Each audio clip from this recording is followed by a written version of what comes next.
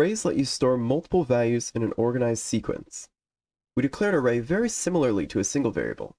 You define the data type, the name of the variable, and then to turn into an array, you add square brackets, and then the number of elements that it's going to store.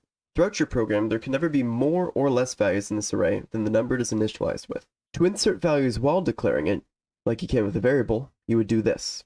If you initialize it with values like this, you can omit the size, and the compiler will figure it out. But don't forget it still has that definitive size forever. To access a specific element, you type its name, and then the square brackets, and the index inside the square brackets. The index of an array starts at 0, meaning that printing 0 would give us hamburger, but the second index would be the pizza. You can also change specific elements, like you would individual variables, like so. A slightly more complex thing you can do is multi-dimensional arrays, or an array of arrays, which works as you'd expect it to.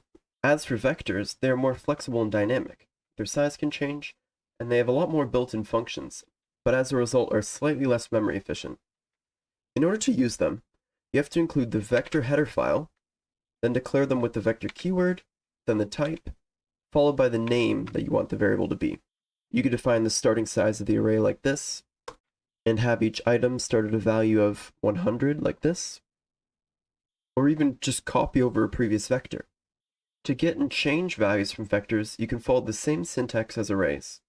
However, you have access to even more helpful built-in functions, the most important being size for the current amount of items in the vector, pushback to add an item to the end of a vector, and popback to remove the last item. As for when you'd use one over the other, if the amount of values or items you're storing varies, or if you want access to the many built-in functions, use a vector.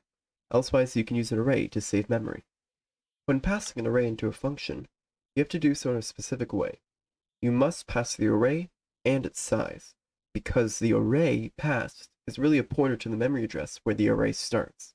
As for vectors, they can just be passed through in a reference, as to not create an extra copy of them. Yeah, so that's it. Remember to Control S, and I'll see you in the next one.